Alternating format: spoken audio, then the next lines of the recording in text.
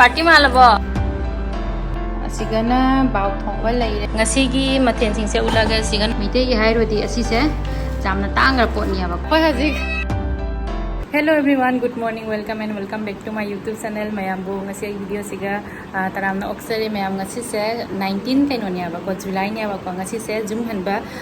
numini ai husband na ingona lobala i aba ko aduni mayam ngasi se jum handori ado jum hanbai numisigi ne vlog ama ina asum semning ba ko doi mayam video se makhata na asum yang dio jum halam dai se nungdi nungai te kaino phana kuina sigale ramaga thadu ga chatui ni aba ko ado upai di leite nupi ki jumdi aseng ba husband ki jumni hai aduna handori ngasi se adugi akoi di kai hai ni duty taw mini na ne July oigi ngambai wari ni aba lei se na trati smaina lei thaba ka ngam patya ba ko ado keno dagi 22 dagi ne I exam duty haurani aduna ni ai ngasi 19 da handoi se ko aduna ai July di summer break se smaina sum spend oire adoi mayam da khara tauna sum share tar ke ngasi gi numis se koi kamai tauri aina ngasi journey se ko return gi ko kana kuina di leirame I think 12 days rom deri leiraba ko akoi mama se khara masaga ngamudare aduna khara leithare aduni jum halani ngasi di tuluke kaka lai somna lao kaka marta lao kai kai pubirage nangi jenge wah kai pora bacha pot thik ase lei pastry lei chikai mun nangi ko kai ram pore kaka na मैं Pima party में आलबो इसका काना तिलुगी juice का cake का ऐसे ना तेसी से होली से वो किन से तिलुगी सी पुबीरे कैदा है ना अब इंगांग सिंगी पेस्ट्री का कहीं ना कई जूस ना से लिची की नहीं जूस में पुबीरे जेंगे से नंगो जेंगे से are you happy yes very happy दसा सकी दोलेंगे सी कब नहीं बोला ऐसे ट्रेनिंग नंग तो तोरा लंका लोग हो जाए हाँ लंका हो जाए ऐसा तोरा लोग हो जाएंगे तू लोग का गाना फिर फुरी पड़े ही ने जेंग सिरा हाँ जेंगे से सीना कोई टुलुगी नहीं सीना टुलुगी सिस्टर की नहीं स्कर्ट से सीना टुलुगी हाफेन का कहीं ना स्पोर्टिंग का काका नाम गिफ्ट फिरे नहीं गिफ्ट पुबिरे नहीं काका ना पाँव बस है टुलो कलर से पाम रहे जोंग से लाइम ग्रीन कलर पाम रो पामे को सीना इंगांग अनि की सरप्राइज नहीं से गुवाहाटी तक की पोरक पास है स्ट्रॉ का मोई केनो का सिका हॉलिस तक को जानी नोई की जूस तक को जानी उड़बा स्ट्रॉ से जाओ रे दगई की से सिका न दे लोर को ने वेस्ट साइड लोर को दे को नते होम सेंटर देगी चिची के नंग नि तुलुक जाम पामा बनang पामे को हॉलिक्स हापसन दोइनि सिगा जूस का हापा गने हॉलिक्स नैरा हापा का स्ट्रॉ न थकपा जा दोइनि जेंगे से तुलो पामा पामा नंग गिफ्ट से जाम हंदक जुम द लाम बचे कैसुम हापरो जेनम घरा हापतरि खो मागी कैनो गार्डन दगी जनम का सौगरी का अदुगैदी अमना कैनो तारी बान हौबतो कै कौरी मा जेंडेम का अमना कैनो इरो मदा हापतो कै कौरी मयांग इरो मदा हापतो मयांग बगा सिता हापतो या तै केसु हापरो या दै साहु चेंगा साहु चेंबा का फकपाइ सुको अतै केसु हापरो या जनम जे फदी फजारे फजना करम मन गिता हजे ngasi zoom hanba numi se lisa pizara tha du re ho mana adona lisa leire asina bauni बाव चाबा ngei बाव थोंदर इलिसा चाबा ngei इलिसा मी सु जाम दबनि ना कोइ तनि ना को असिनि इलिसा जे मरुम चंगे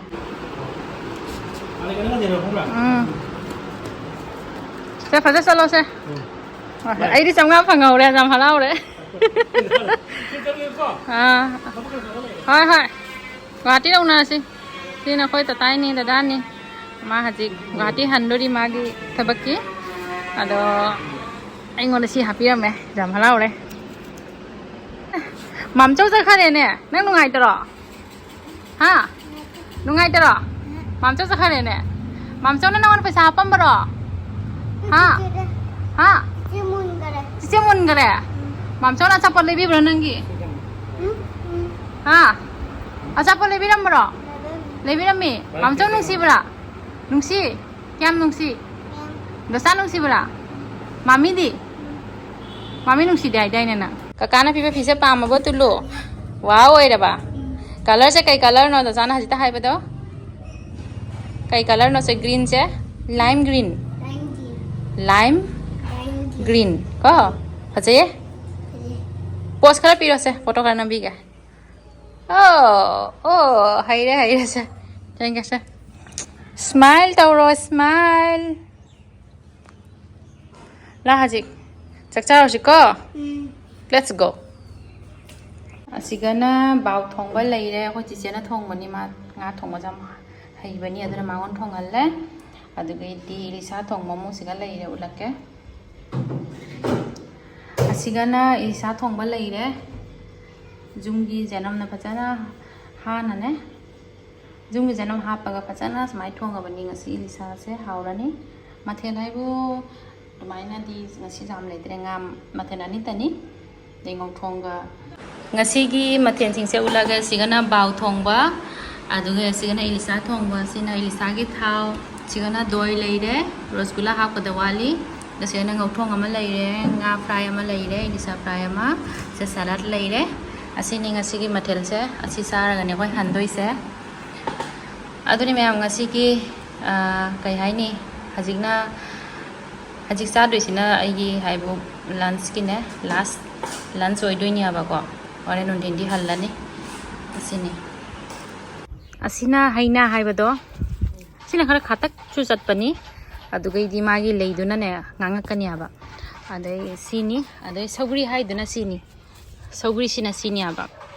magi lei salakpado kaino green color oibani asina ne khasu khade aba asidi jam haubani aidi asina hauri haina dei sune saugi thongmasina ko haina sina nga macha ga thongna bani sa siga leire aduga sini mayang ba pambi se aina ne ara chalaga thaduini aduga di asise mai maru sing se liraga ne hunchalaga sune horak tuina ba ko mayang ba phajare ado asise jumda chalaga ru thana ga na sumaina pambi ne kaine he asi tani hap tu se ngonda handak jum lak ko se ate kaisu hap pro yai ngasi aina jumda pudoi pot singse mayam da sumu lakke asiga janam leire ngasai lien bado phajana manthoe adugari sine jumgi jandem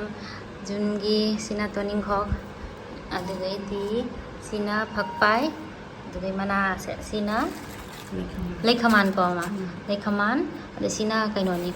mayang ba adugai di mayang tonjo haine mayang ba haine ade sina saugi sarasu pambi thaja bagine mana ne kaina puri sini se thaba jane gaina adugai sina saugi na tani saugi khana jame sida lamsan na hapsan grabani mayama asini ne pudoi se ngasi sumdagi adai meitei gi ngari chu khara jauri ngari ga kaino ga sini ngasi mayam sumdai pudoi se meitei gi hairodi asi se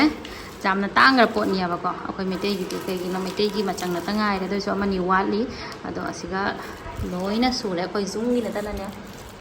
khana jame janam si sigana ngari leire ai budi ngari jamna pamba natte da jumgi sum puini jendem se jungwi ni se kaina jendem se si maka ahum na ne kaina to goni aba sumaina ka thambani afana jami se aduni asi je haji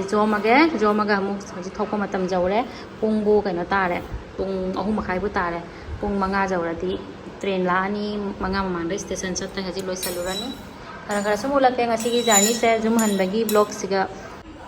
sina ko ji sei ngang bag ni atai na khoi gi packing loi re haji jum chatpagi station chattoi ni haji ko jega na ga jano ko aina hai bud hanga ba abao chalu gi ge saji buda la oi saji buda wali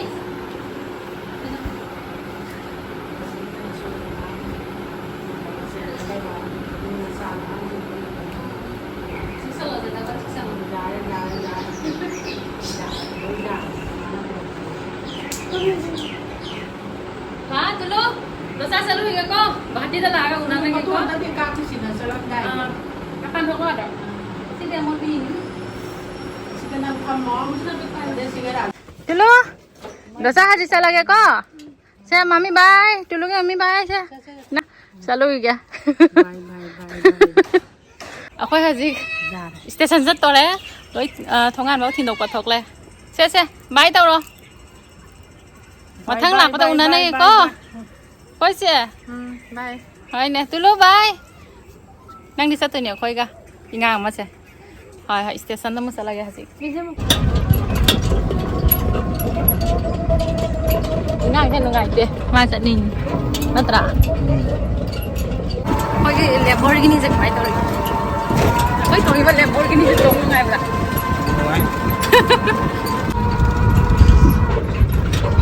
Mami sila मैं गुवाहाटी चलो सिरा हाँ गुवाहाटी चलो सी हो जाए डगा ये थमा मारो को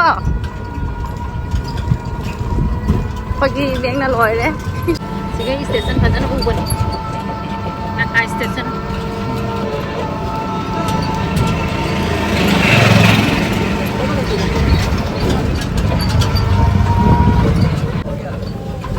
लंका स्टेशन चौरे पगी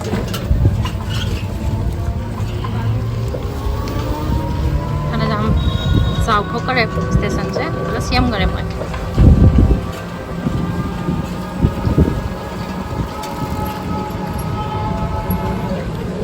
एयरपोर्ट का मान रही हूँ करा तो करा मॉडिफाई तो भी बताइए एयरपोर्ट लुक तो करी मुझे एयरपोर्ट ही नते लुक दो अखोई की ट्रेन जैसी नहीं सिलचर गुवाहाटी एक्सप्रेस पूरा 5 लाखोरी असी ट्रेन सिनी दुगै दिसिना बीजी एक्सप्रेस निसिना अपार आसाम दा चटपा अखोई सन्दै लाखोनी अपार आसाम दगी पुंग मंगा दा पूरा जौरानी सिगा अखोई ट्रेन से जौरे है टाइमिंग दा एग्जैक्ट टाइमिंग दा लाई सी ट्रेन सिनी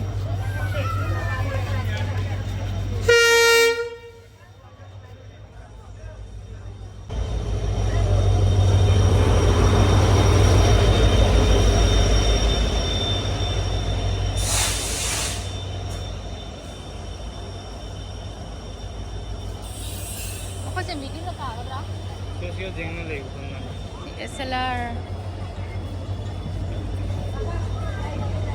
B3 नी 2124 Haji Kapoi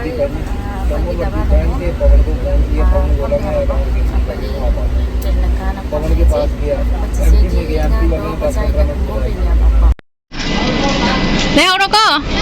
हाँ हाँ phải bay cả phải ngang cái lề hậu này bay con đi train pha đây hả chị xin hả chị train đó phân mấy thì sẽ đi ngang xuống ở đây là không có là bỏ đó phải hả chị đi dầu đi xe qua đi dầu ở đâu không 7:30 đến 8 thì đi dầu vào đây exit 8 thì ta được một số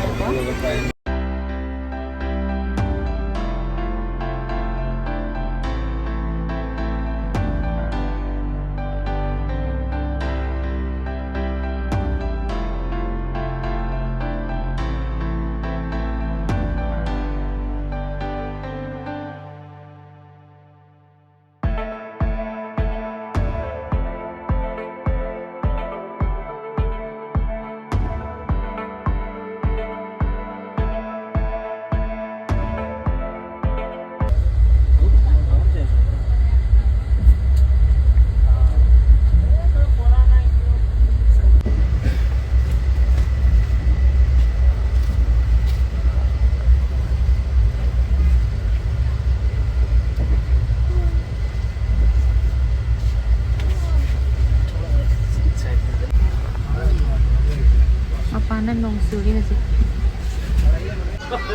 पर जी madam ना हो रही दिखाओ ना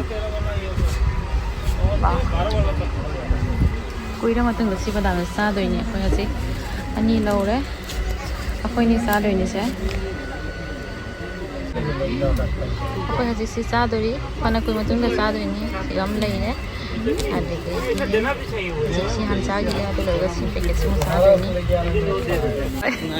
narangi paldan bazar da kum doise akoi narangi oina kumme narangi de na zoom na ase 8 ta jaudoise 7:33 da na jaure akoi haji zoom da Chalani sigaina nakpani. Jumla ramzang na jore tha. 7:30 da jore, 8 da jodoi do. Apari khangau de station jore na. Guwahati da nong sui ne. Apari Uber book tawa jora ni. Tengah amta. Kuidare ko. Kuidare sigaiti 15 to 20 minutes to paroi. 15 minutes hai rone. Maximum 15 minutes. Sina apagi favorite mandir ni Syam mandir ni se. Ko? Okay.